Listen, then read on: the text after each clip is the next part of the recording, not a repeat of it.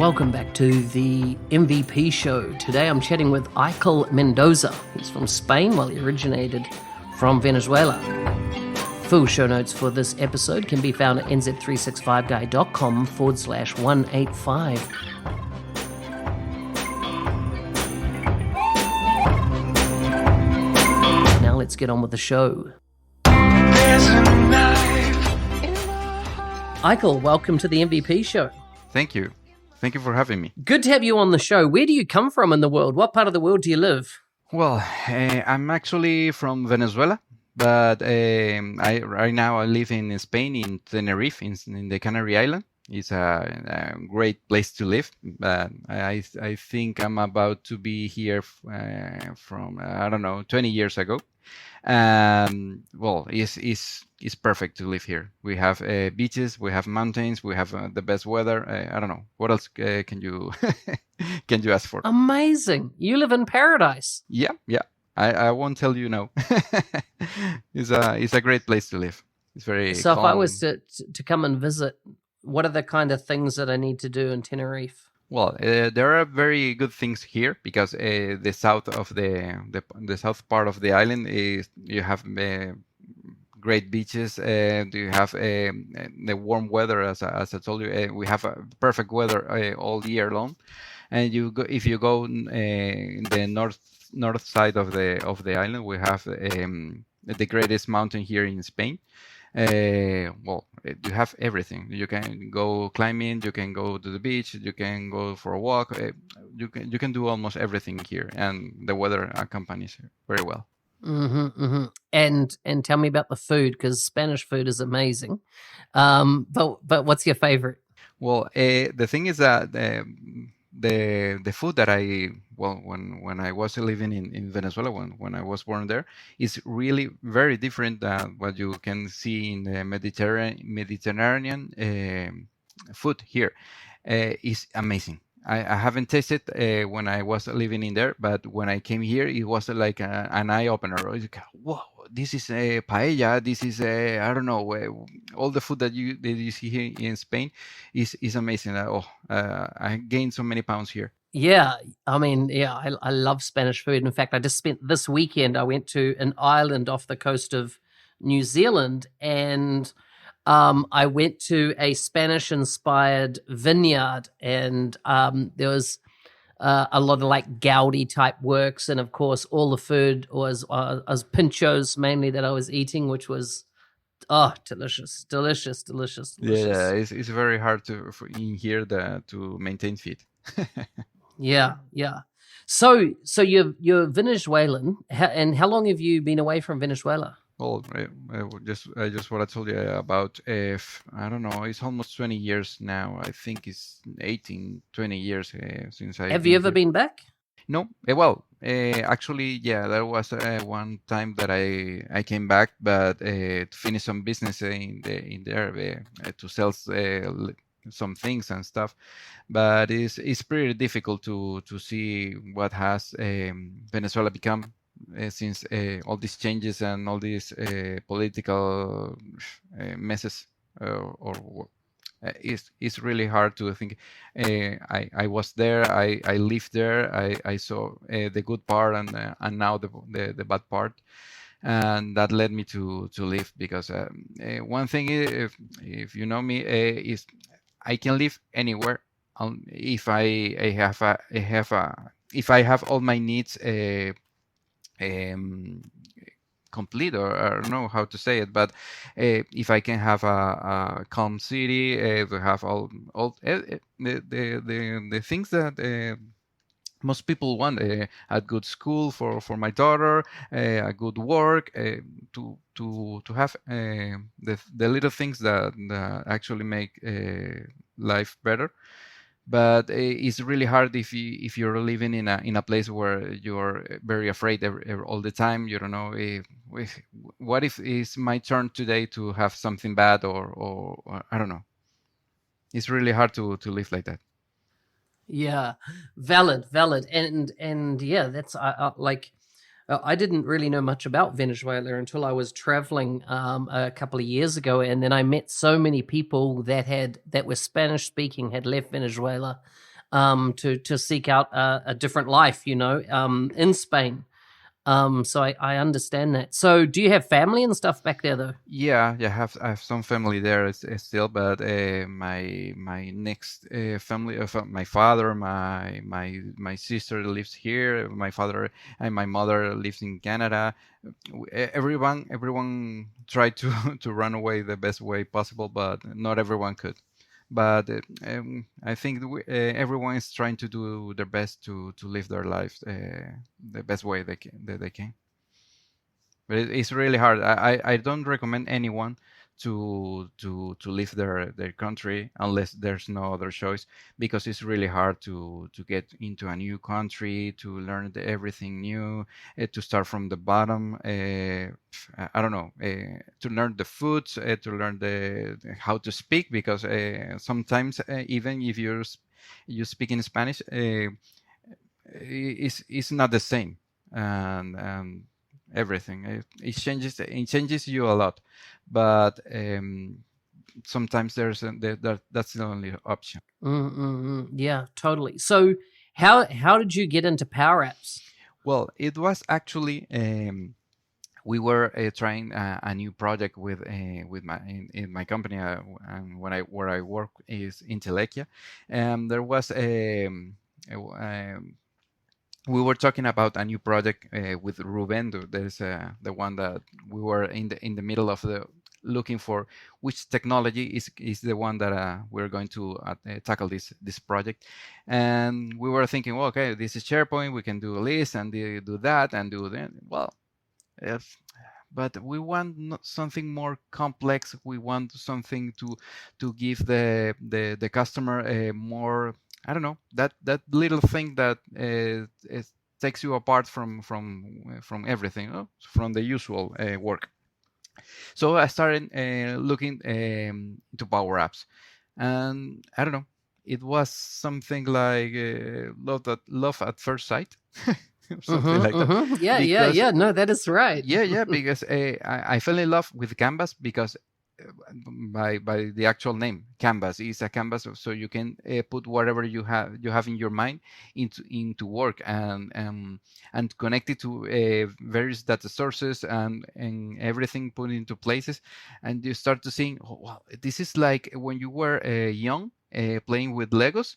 It was I can build anything. I can start building start building, and from something you can start and improve. And as the platform improves itself, because the platform never sleeps. Every day you see, oh, there's new components, and now we're getting Power Apps component framework. Tomorrow there's going to be something else. You have some new features in the preview environments. It's like it never sleeps. You can never get bored with this platform, or this. And I'm speaking of all the platform, not just Power Apps. Power BI never sleeps. Power Automate has now UI flows or RPA, or it's evolving every time. So it's really something that you see grow, and you see and you remember, oh, I remember when I had to do this where there was no components. I remember copying this and copying that, and now I can do this in a better way, and helps you improve yourself and improve your applications. It is really nice.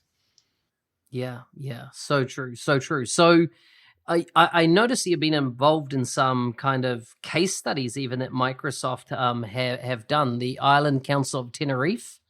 So you were involved in that project, were you? Yeah, well, actually, that was the project that I was talking to you about. It was the first project we started working with Power Apps, and we wanted to do something really nice, taking into account all the possibilities that you have in the platform. So I wanted to do, okay, I can do this, I can do that, I can improve this, and it was constantly improving the application. There's also the sentiment of this project, because it helps the elderly of the communities to stay active in their communities, working, painting, doing dance classes and stuff like that. So it was really nice because you were actually helping people make the elderly live better, and also work with a platform that it gives you always gives you tools and helps you to make better applications.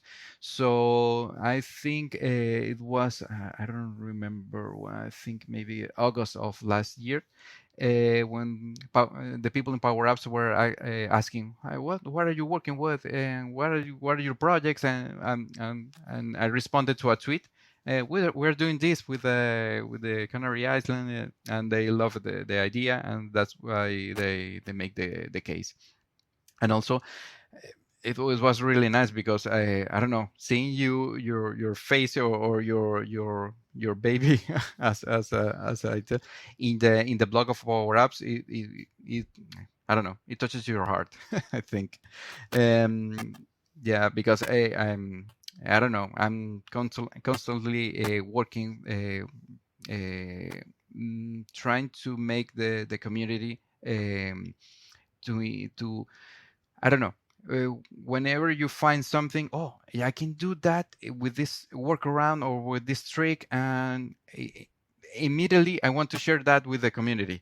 And when I create something, or when I have an idea, oh, I can make this application. I'm sure is really good for somebody, or maybe somebody wants to. I don't know. One of them of my projects was a Power Font. It was a way to have custom fonts in Power Apps. I know many people have this issue. I can't have custom fonts, so I found a way and put it on my GitHub, on my blog and stuff, because that's what I love. Actually, I've been really quiet lately because I'm working on a pretty heavy Power Apps project right now that is taking a lot of time to finish, but we're in the final steps, and that's what I miss most. I want to go home and start building my blog and start making ideas, and I used to do to put my ideas in there. When I have time, I'm going to write a blog post about this, or something that I found doing the latest this project. Oh, this workaround is going to be helpful for somebody. I know it's going to be helpful. I'm going to write a blog post. I'm going to share everything. That's what I love about this. This platform is meant for people that looks for ways to not doing the first thing that comes to mind, or you can actually do two or three other ways to accomplish something. It's really wonderful. So we've heard the concept of citizen developers, but you are more of a IT pro. Sorry, more of a pro developer, right? Is that your background? Yeah, because I started working with I don't know, many technologies. I've been working with as a DBA. I've been working with as I don't know, working with databases, not as DBA, but working in support a large application. I don't know. My background is really mixed. From web forms to ASP.NET web apps, Azure, but I think that helped me be a better citizen developer, because I have all these ideas in my head from when I was working in database, when I was working in Azure and stuff like that, helped me improve my skills in the Power Platform. So yes, that's my background, and that's why I always I sometimes work with a PCF, or sometimes I work with the canvas, or sometimes I work with model driven. That helps me be be in any place without being, oh, I don't know, when I'm working with, or I don't know, I have some, whatever I'm doing, I have maybe a little background or a big background working with that technology. that helps me take the first steps and do better things. And that's in this actually in this very project, the one that I'm finishing. um, this it helps me a lot because it has many things. It's not just building on a power app that gathers information or displays something information for the user. It has many power automates doing some stuff in the background. We are using SQL databases. We're using custom components, and we are doing using as well custom web apps, building the whole application. So it's a platform itself, the latest work I'm working with now. Awesome, awesome. Tell me, I saw something about lemon code. What's that? Well, Lemon Code, it was a master's in web development that I always wanted to to learn more about that stuff. So I worked with them in that master, and I created some stuff for the they teach a class about, I don't know, React or I don't know, Vue or whatever. They said, okay, put the practice here and put it on GitHub and start working with that. And I love that because I wanted to have that background in React, for example, on Vue, and that helped me later on to work with PCF, for example. So everything that you learn, it helps you along the way in some way. Maybe today you don't see it, but in the future, I'm really sure that it's going to be helpful in something. So how long you been an MVP now? Well, I'm pretty fresh because I became an MVP in November and it was really nice.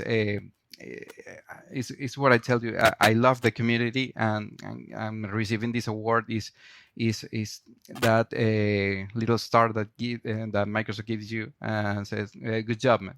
You're being really helpful for the community. You're being helpful to people." Uh, Helping anyone that wants. It's not just giving talks or going to conference. I think that's good, but helping people, I don't know, on Twitter when they are having this issue. For example, there was an issue in the PowerApps components about 2 weeks ago, and everyone was crazy because they had so many components. Sorry, so many projects running on components, and they were all failing.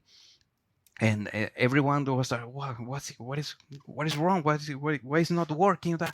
I found a way to make the Power Apps work while the Power Apps people fixed the issue. So when I found a way, the immediately what was on Twitter. Okay, people, if anyone having this problem with companies, do this until the people on Power Apps fixes the issue. It help, I think that's the beauty of this. That's the beauty of the community. Even if working with something or sharing just something an idea, there are many talented people in the PowerApps community making games, making interfaces, something that is mind blowing. I think it's wow. How can they become to do this game or do this? I don't know, animations or stuff like that. There are many resourceful people in the PowerApps community.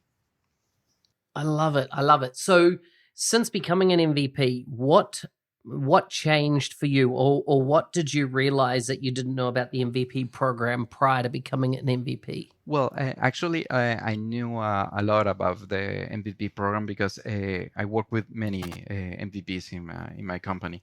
Well, not many, but a lot. Actually, my boss, David Rodriguez, is an MVP and even a regional director.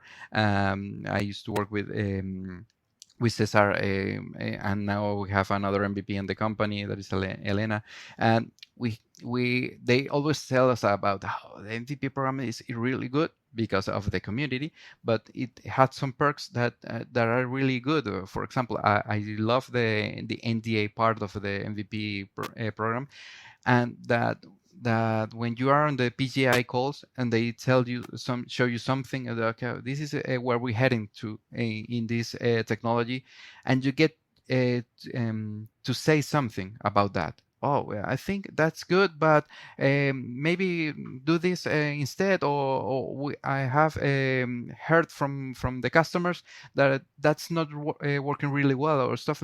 You get to say something about where's the platform going. I think that is precious because I don't know if you give your little piece of input in where the platform that you love is heading to. So I think it's really nice. I think that's one of the best parts of the technology, getting to know more insights, gets to know product people. I don't know. It's really good. I like it. I like it. Awesome. Anything else? Any advice you would give to other people that were you're wondering if the MVP program or becoming an MVP was the right thing for them? Any advice you would give them? Well, if you if I can give you an advice in general, I think is only pursue whatever you like the most. Don't try to be a know-it-all because I don't think that never works. I once was in that situation that I needed to know many things at once, and it was driving me crazy. It was okay. I cannot be uh, resourceful in Azure security and as well in the database and Power Platform.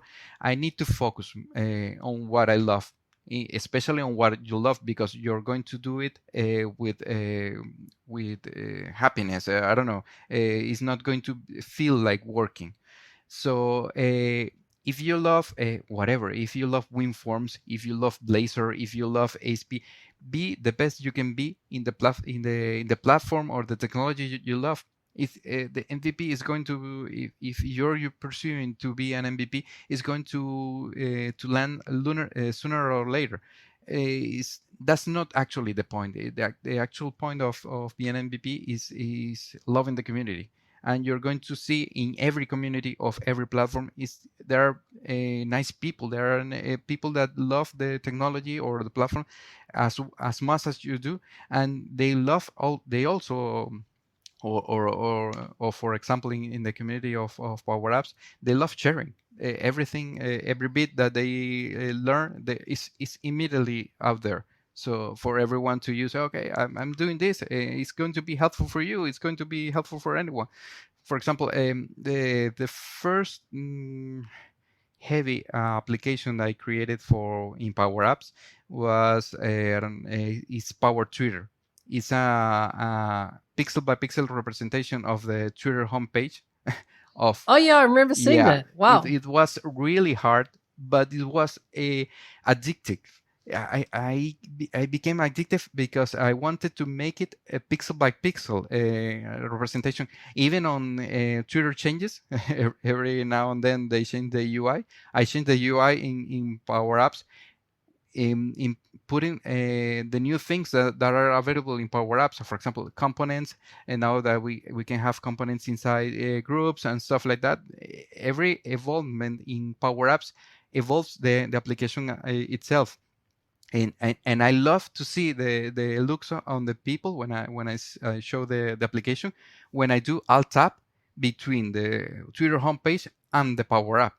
It's almost identical. And all the features that you have in Twitter, you have in Power Twitter, and it's really nice because it's really helpful for people to learn, because every time I release a new version is in GitHub, so you can see how he created the, I don't know, the background, the shadows, the SVGs, how is he working with a Twitter connector, everything. You can download the application, see what I did.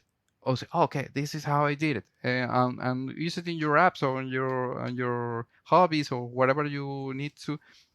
and that's what the great things of this is becoming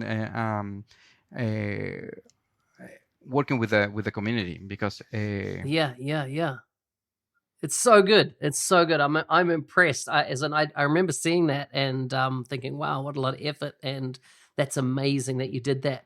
I see that we're already on the time limit, so I always like to end these with some quick fire questions. They're very random questions. Are you ready for them? Okay, shoot. Okay. Would you rather never read another book or never watch another movie? Never read a book. I love movies. What's the most illegal thing you've done? Oh, car racing. Don't mention that. Mm-hmm. I used to love speed. If you when you play Monopoly, you know Monopoly, the board game. Yeah, which piece do you like to be? The car. The car. I love it. You're gonna love the next question. What's your dream car? Oh well, when I was young, I really loved the Porsche 911, the Carrera 4S. But now I'm lending to electrical cars. I love the Tesla, but I don't know. Whenever I have the money to think of that, I will always think of a new car. Nice. If you could do anything in the next year, so there was no limit, anything was possible, what would you choose to do? Oh, travel with my family. We love travel. I will go everywhere and repeat. We love traveling with my wife and my daughter. We love to meet new places and see new things. Well, I've been to. If I can do it, we will be traveling all the year long. I love it. Final question: what was your favorite subject in school? Oh, my English. Even though I don't know if my English is the better, but is the best. Sorry, but actually good. English and computer science, obviously, because I saw computer science early in the school. It was my first love at first sight. Eichel, it's been great to have you on the show. Before we go, if people want to connect with you online, where should they find you? Well, it's actually really easy, because if you look in your search engine, Eichel, everything is going to be me. So I have my name in every possible. It's at Eichel in Twitter. You can find me in LinkedIn. Look for my blog. Is Power Nimbus. It's not Nimbus because Harry Potter, but because it's a type of cloud. But my daughter and my wife love Harry Potter, so it's a win-win situation. And also you can find me, look for me in the GitHub, because that's where you're going to find some cool stuff I made. Maybe that thing that you find is helpful for you in PowerApps.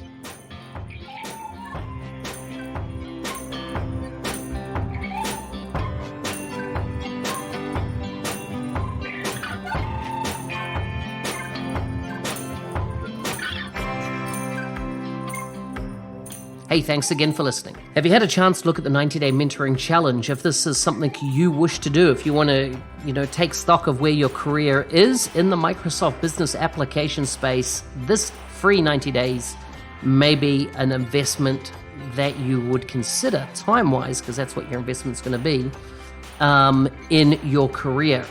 If you want to find out more, go to nz365guy.com/90daymc, so 90daymc, or just Google 90-day mentoring challenge and you're bound to find a link to that page. I'd love to have you on the next intake coming up later this year.